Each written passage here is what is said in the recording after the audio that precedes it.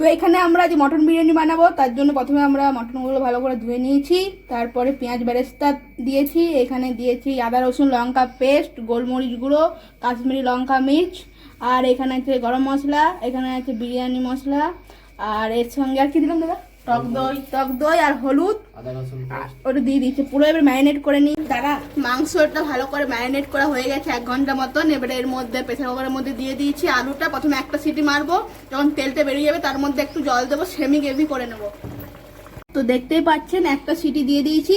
এরপর আমরা প্রেসার কুকারটা খুলে নিয়েছি, এর মধ্যে তেলটা দেখতে পাচ্ছ কেমন বেরিয়ে গেছে। এবারে এর মধ্যে আমরা জলটা দিয়ে দেবো, সিদ্ধ করার মতো জল দিতে হবে, যেহেতু আলু আছে আর বড় বড় পিসের মাটন আছে, তার জন্য সিদ্ধর মতো জল দিতে হবে। এরপর সিটি দিয়ে দেবো আরও। তো দেখুন কেওড়া জল, মিঠা আতর আর এখানে বিরিয়ানি মশলা গাই দুধের সঙ্গে সব কিছু দিয়ে নিচ্ছে, মিক্স করে নেবে।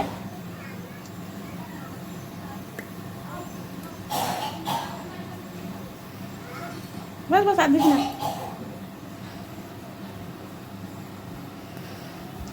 তো দেখুন এর উপরে আর 2 চামচ আমল দুধও দিয়ে দিলাম। এটা ভালো চামচ দিয়ে ভালো করে ঢেকে নিতে হবে, চামচটা নে হাতে হয়ে যাবে।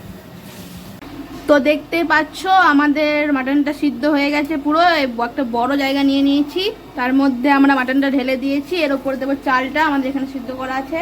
তো এই চালটা দিয়ে ভালো করে আমরা প্রথমে লেয়ারিং করে নেব, তারপরে এই দুধটা দেবো আর ঘি আর বিরিয়ানি মশলা আর বেরেস্তা সাজিয়ে নেবো। তারপরে তোমার দেখাচ্ছি কেমন করে করছি।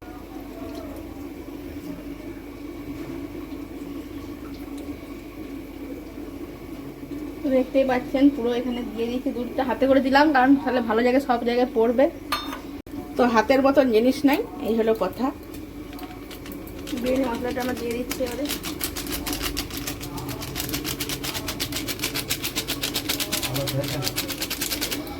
এবার বেরেস্তাগুলো দিয়ে দাও।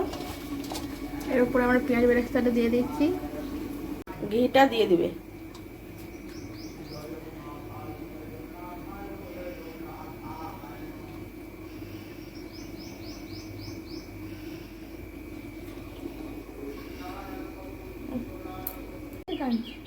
তা দেখুন মস্ত বড় একটা ঢাকা দিয়ে আমরা দমে দিয়ে দিয়েছি বিরিয়ানি।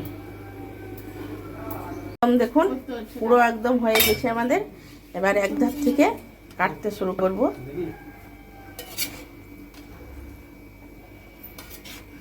দেখতে পাচ্ছি কেমন ঝরছে এখন, মানে তলে যে কেমন অবস্থা আছে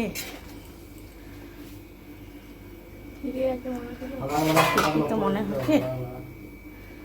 তো এক পাশ থেকে কাটছি বন্ধুরা এখন, তারপরে দেখাচ্ছি থালায়। সেন্ট তো খুব ভালো উঠেছে। তা দেখুন একদম বিরিয়ানি আমার রেডি হয়ে গেছে, কত সুন্দর হয়েছে দেখুন, দারুণ। এত গাইস মাংসটা নরম হয়েছে, দেখতে পাচ্ছ হাড় পুরো খুলে বেরিয়ে গেছে, মানে প্রচন্ড নরম। দেখতে পাচ্ছ মাংস কত সফট, একদম সুন্দর হয়েছে। খাসির মাংস এত সিদ্ধ মানে মুখের কথা নয়। বহুত আলু দেখতে পাচ্ছ কত সিদ্ধ, সব একদম খুলে বেরিয়ে যাচ্ছে, একদম ঝরঝরে রাইস। তো চলো আবার মুখে খেয়ে দেখি কেমন হয়েছে। সেই একদম লাগছে, দারুণ টেস্ট।